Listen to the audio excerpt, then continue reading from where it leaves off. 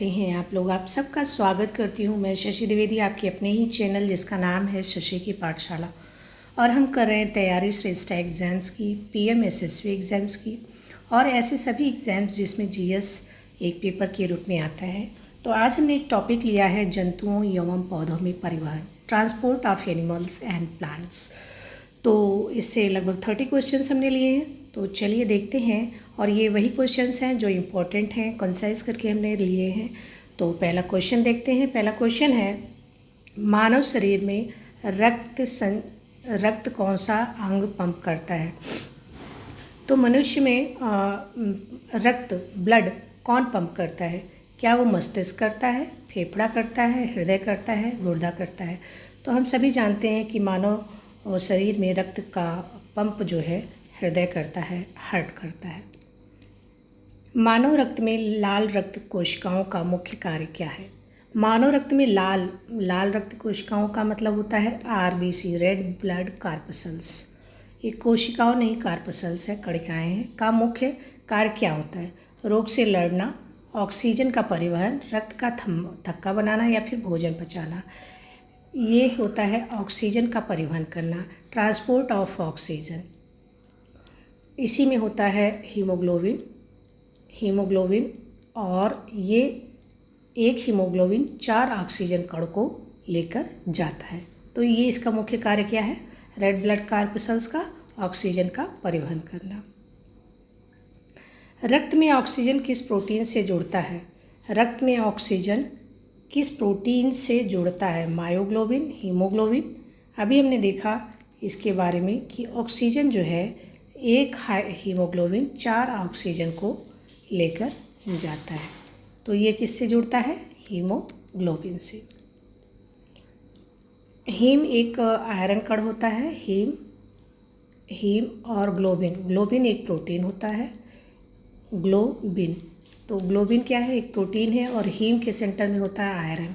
इसीलिए कहा जाता है कि रक्त को अगर बढ़ाना है, आयरन की खून की कमी है तो हमें आयरन चाहिए होता है, क्योंकि इसके सेंटर में आयरन होता है और ये इसी से रक्त बनता है, ब्लड बनता है।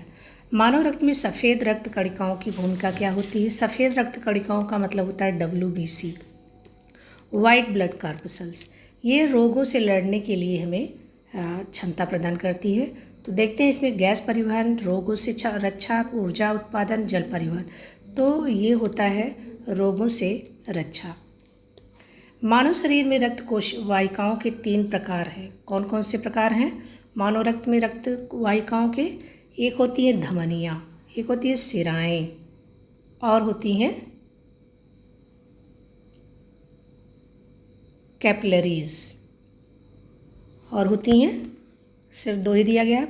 अच्छा, 3 दिया गया है, 1 पूछा गया है। तो धमनियाँ मतलब आर्टरीज और सिराएँ मतलब वेन्स, आर्टरीज और ये होती है वेन्स और एक होती है कैपिलरी। तो इसमें कैपिलरी नहीं दिया गया है, कैपिलरी आंसर है। पौधों में परिवहन हम देख लेते हैं। पौधों में जल का परिवहन किस माध्यम से होता है? तो पौधों में परिवहन होता है फ्लोएम, एक्सिलियम, जाइलम, कोलोयम। देखिए, प्लांट में जो परिवहन होता है वो 2 चीज़ें करती हैं। एक होता है फ्लोएम, एक होता है जाइलम। जो जाइलम होता है, जाइलम क्या करता है कि वाटर को जड़ों से ले जाकर, वाटर प्लस मिनरल्स को जड़ों से ले जाकर पत्तियों तक पहुंचाता है, अन्य भागों तक पहुंचाता है। तो जो जाइलम है वो पानी ले जाने का काम करता है, पानी, वाटर। जाइलम क्या करता है? वाटर एंड मिनरल्स को ले जाता है। फ्लोएम क्या करता है? फ्लोएम भी पार्ट ऑफ कंडक्शन ही है, जल का परिवहन का ही कार्य करता है, लेकिन फ्लोएम जो होता है वो फूड को ले जाता है। फा से आप याद रखेंगे, फा से फ्लोएम होता है और फ्लाट से फूड होता है। तो फ्लोएम क्या करता है? फूड को, जो पत्तियाँ खाना बना लेती हैं, वो सभी भागों तक पहुँचाने का काम, इवन जड़ों तक भी पहुँचाने का कार्य फ्लोएम ही करता है। तो प्रश्न पूछा गया है कि फ्लोएम में, पौधों में जल का परिवहन की बात हुई तो जा से जाइलम, जा से जल, जल जल, जाइलम। तो इसको एकदम नहीं बोलना है। जा से जाइलम, जा से जल, फा से फ्लोयम, आधा फा है, और फा से फूड। तो अगर इस तरह से याद रखेंगे तो काफ़ी कन्फ्यूज़न नहीं होगा कि कौन क्या पहुंचाता है। पौधों में खाद्य पदार्थों का परिवहन किस माध्यम से होता है? खाद्य पदार्थों का परिवहन, खाद्य पदार्थ का मतलब किसकी बात हो रही है? फूड की बात हो रही है। तो कौन करेगा? फा से कौन है इसमें है फ्लोयम। फोलियम देखिए कंफ्यूज करने के लिए दिया गया, तो ये तो बिल्कुल कुछ होता ही नहीं है इसमें। जाइलम में कौन से प्रकार के सेल पाए जाते हैं? तो जाइलम में ट्रैकिड्स पाए जाते हैं, ट्रैकिड्स और ट्रैक ये पाए जाते हैं। क्यूटिकल, क्लोमपिट ये सब नहीं पाए जाते, तो ये पाया जाता है। अगला, पानी के पौधों के ऊतकों में ऊपर की ओर चलने वाली धारा को क्या कहते हैं? पौधों के ऊतकों में ऊपर की ओर चलने वाली धारा, ऊपर की ओर चलने वाली धारा को क्या कहा जाता है? ऊपर की ओर मतलब जो उड़ जाए। Transpiration, translocation, transport, अपवन।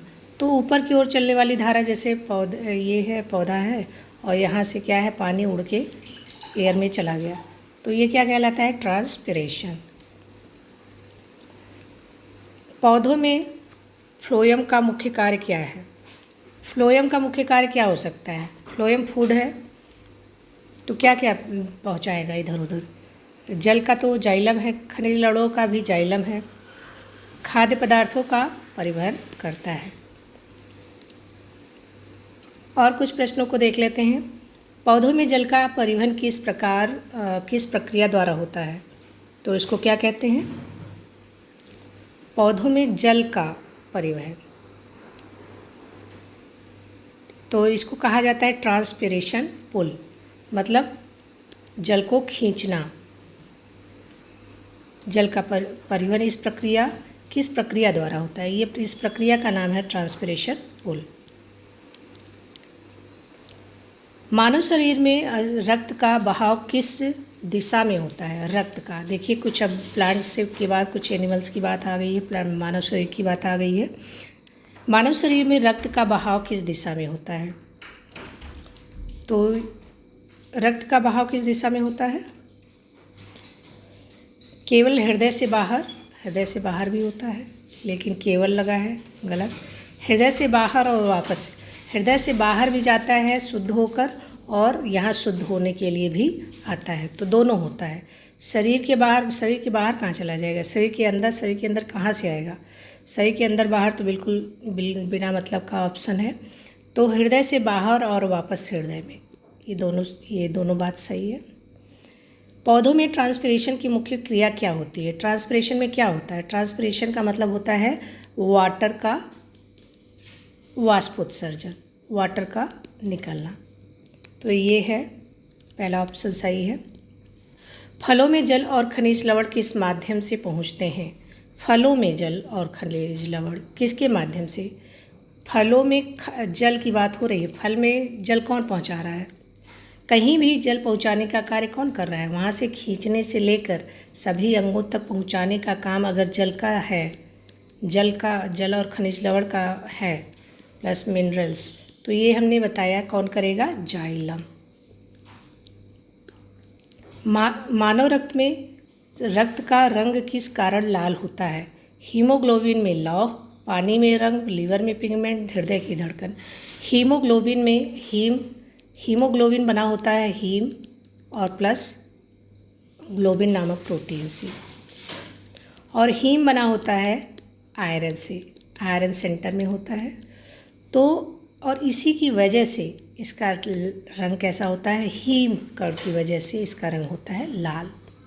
जो हीम लाल, जो ये इसके लाल होने, ये प्रोटीन का तो कोई कलर नहीं होता है, तो इसमें जो हीम होता है या आयरन होता है, जिसकी वजह से इसका रंग कैसा होता है? लाल होता है। पौधों में ट्रांसपिरेशन, अगर हम पूछें क्लोरोफिल का रंग हरा क्यों होता है? तो क्लोरोफिल में होता है मैग्नीशियम, सेंटर में मैग्नीशियम होता है, तो इसकी वजह से क्लोरोफिल का रंग क्या होता है? हरा होता है। पौधों में ट्रांसपिरेशन को नियंत्रित करता है। ट्रांसपिरेशन को कौन नियंत्रित करता है? स्टोमेटा, मूत्रमार्ग, नर्व। ये क्या ऑप्शन है? मतलब रिलेटेड ऑप्शन देने चाहिए। स्टोमेटा। पौधों में ट्रांसपिरेशन कौन नियंत्रित करेगा? इन ट्रांसपिरेशन की बात जो होती है वो बीन शेप्ड होती है। स्टोमेटा गार्ड सेल होती हैं, इसके किनारे गार्ड सेल होती हैं, ये स्टोमेटा। तो ये स्टोमेटा क्या करता है? स्टोमेटा इसको नियंत्रित करता है, किसको? ट्रांसपिरेशन को। पौधों में एक्सिलियम का मुख्य कार्य क्या है? एक्सिलियम नहीं, जाइलम की बात हो रही है। एक्सिलियम तो कुछ होता नहीं, इन्होंने गलत वो किया है, जाइलम को ट्रांसलेशन इसका हिंदी में गलत हुआ है। तो पौधों में जल और खनिज लवणों का परिवहन करता है जाइलम। मानव रक्त में सफ़ेद रक्त कोशिकाओं की संख्या कितनी होती है? मानव रक्त में सफ़ेद मतलब WBC की संख्या लगभग कितनी होती है? 7 से 8,000 पर माइक्रोलीटर। 1 माइक्रोलीटर में 7 से 8,000 क्या होती हैं? 7 से 8,000 सफ़ेद कोशिकाएं होती हैं। पौधों में फ्लोएम की कोशिकाएं किस दिशा में खाद्य पदार्थ भेजती हैं? तो फ्लोएम की कोशिकाएं किस दिशा में खाद्य पदार्थ भेजती हैं? तो सभी दिशाओं में भेजती होंगी। मतलब जैसे फ्लोएम यहाँ है तो ऊपर भी भेजती होंगी, नीचे भी भेजती होंगी, तो दोनों दिशाओं में भेजती हैं। ऊपर से नीचे, नीचे से ऊपर, दोनों दिशाओं में भेजती हैं, तभी सब सारे अंगों तक पहुँचता है भोजन। मानव रक्त में थक्के बनाने वाली कोशिकाएं कौन सी होती हैं? थक्का कौन बनाता है? तो थक्का बनाती हैं सफ़ेद रक्त कोशिकाएं प्लेटलेट्स, ये बनाती हैं प्लेटलेट्स आपकी मिनिमम 1.5 लाख होनी चाहिए, इससे कम नहीं होनी चाहिए, नहीं तो आपको वीकनेस होने लगती है। और प्लेटलेट्स जब बहुत डाउन हो जाता है, बहुत कम हो जाता है, तो जहाँ से भी आपके पोर्स हैं, जैसे नेज़ल पार्ट है, नाक है, कान है, तो जहाँ पे भी इस तरह से वो हैं, छिद्र हैं, वहाँ से ब्लीडिंग होने लगती है। देखा था कि जो जैसे डेंगू होता है तो उसमें प्लेटलेट्स बहुत जल्दी डाउन हो जाता है, और बहुत जब ज़्यादा डाउन होता है तो क्या होता है कि दिक्कत बढ़ने लगती है। तब प्लाज्मा, अभी कई बार ऐसा हुआ कि प्लाज्मा लोगों को चढ़ाना पड़ा और प्लेटलेट्स चढ़ाने पड़े, तो नॉट प्लाज्मा, प्लेटलेट्स चढ़ाने पड़े। तो प्लेटलेट्स जो चढ़ाने पड़ते हैं वो इसीलिए कि डायरेक्ट प्लेटलेट्स अब बनने में टाइम लगेगा, तो क्या होता है, डायरेक्ट चढ़ा दिया जाता है। तो इसीलिए चढ़ा दिया जाता है क्योंकि उससे बहुत ज़्यादा खतरा हो जाता है, जो आपके इंटरनल ऑर्गन्स हैं वहाँ से ब्लीडिंग होने लगेगी, क्योंकि थक्का बनने की ये काम जो है ये प्लेटलेट्स ही करती हैं। मानव रक्त में प्लाज्मा का मुख्य कार्य क्या है? प्लाज्मा क्या करता है? जल और पोषक तत्वों का परिवहन करता है। मानव रक्त में प्लाज्मा क्या करता है? जल और रक्त पोषक तत्वों का परिवहन करता है। अच्छा, हमने ये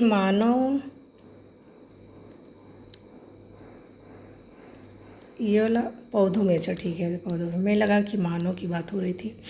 मानव रक्त में प्लाज्मा का मुख्य काम क्या है? जल और पोषक तत्वों का परिवहन। पौधों में जल की रुकावट रोकने के लिए किस प्रकार की कोशिका होती है? तो मृत कोशिका, जीवित कोशिका, नर कोशिका। पूछा गया है कि जल की रुकावट को रोकने के लिए ये होती हैं डेड सेल्स। मानव हृदय में कुल कितने कक्ष होते हैं? तो मानव हृदय में कुल 4 कक्ष होते हैं, 2 अलिंद 2 निलय। आगे बढ़ते हैं। पौधों में परिवहन के लिए आवश्यक दबाव उत्पन्न होता है। परिवहन के लिए जो दबाव है कि पंप हो चीज़ें आगे बढ़ें, तो इसके लिए क्या होता है? पौधों में परिवहन के लिए आवश्यक दबाव उत्पन्न होता है जड़ों में। मानव रक्त में ऑक्सीजन की कमी को क्या कहते हैं? मानव रक्त में अगर ऑक्सीजन की कमी हो जाए तो क्या कहेंगे उसको? एनीमिया। रक्त की कमी को एनीमिया कहते हैं। Hypoxia, hypertension, hypoglycaemia. मानव रक्त में ऑक्सीजन की कमी को कहते हैं हाइपोक्सीमिया। हाइपरटेंशन नहीं, हाइपोग्लाइसीमिया नहीं, हाइपोक्सीमिया। ये ऑक्सीजन की कमी, ये ऑप्शन गलत है, बी होना चाहिए। हाइपोक्सीमिया। एनीमिया तो ब्लड की कमी हो जाती है, रक्त की कमी होने से एनीमिया होता है। तो ऑक्सीजन की कमी अगर ब्लड में हो जाए तो उसको बोलते हैं हाइपोक्सीमिया। इसमें क्या होता है कि सभी अंगों तक जो ऑक्सीजन जो ब्लड जा रहा है उसमें ऑक्सीजन की कमी हो जाती है, ब्लड प्रेशर हाई हो जाता है, हार्ट से संबंधित बीमारी होने लगती है और सफोकेशन टाइप का होने लगता है। पौधों में पानी का अभिगमन मुख्यतः कहाँ होता है? अभिगमन कहाँ पर होता है? पानी का अभिगमन तो कहाँ से होता है? जड़ों से होता है पानी का अभिगमन। मानव शरीर में रक्त का दबाव सबसे अधिक कहाँ होता है? मानव शरीर में रक्त का ब्लड प्रेशर सबसे ज़्यादा कहाँ पर रहेगा? धमनियों में रहता है, क्योंकि यहाँ ये जो धमनियाँ होती हैं बहुत ही पतली होती हैं। तो दबाव कहाँ पर सबसे अधिक होता है? धमनियों में सबसे अधिक होता है। मानव रक्त में लाल रक्त कोशिकाओं में हीमोग्लोबिन होता है। हीमोग्लोबिन होता है जो किस तत्व से बना होता है? हीमोग्लोबिन हमने देखा कि वो आयरन का बना होता है। पौधों में जल के ऊपर की ओर परिवहन को कौन सी क्रिया मदद करती है? पौधों में जल के ऊपर की ओर प्रक्रिया को, तो इसको बोलते हैं ट्रांसपिरेशन पुल, जिससे पानी जो है ऊपर की तरफ जाता है। मानव शरीर में रक्त में सफ़ेद रक्त कोशिकाओं की भूमिका क्या होती है? वाइट ब्लड कॉर्पसल्स का काम होता है रक्षा करना, संक्रमण से रक्षा करना। ऑक्सीजन का परिवहन करना कौन करता है? आरबीसी करता है। आरबीसी में क्योंकि होता है हीमोग्लोबिन, और इसमें बहुत से जैसे मोनोसाइट्स वगैरह, बहुत से फैगोसाइट्स, मोनोसाइट्स कोशिकाएं होती हैं वाइट ब्लड कॉर्पसल्स में, तो ये रक्षा का काम करती हैं। और रक्त का थक्का बनाने का काम करती हैं प्लेटलेट्स करती हैं, अभी हमने देखा। तो ये थे लगभग 30 क्वेश्चन हमने देखे, जो कि श्रेष्ठा और पीएमएसएसबी एग्ज़ाम्स के लिए बहुत ही इम्पोर्टेंट हैं। और एसएससी एसएसबी जहाँ पे भी साइंस से क्वेश्चन आता है जीएस के पेपर में, वो उसके लिए इम्पोर्टेंट है ये। तो आप सब लोग पढ़ते रहिए, क्वेश्चन सॉल्व करते रहिए और अपने एक सीट को रिज़र्व करिए हमारे साथ। थैंक यू, जय हिंद। और हाँ, लाइक और सब्सक्राइब करना बिल्कुल मत भूलिए और अपने दोस्तों से शेयर भी करिए। थैंक यू, जय हिंद।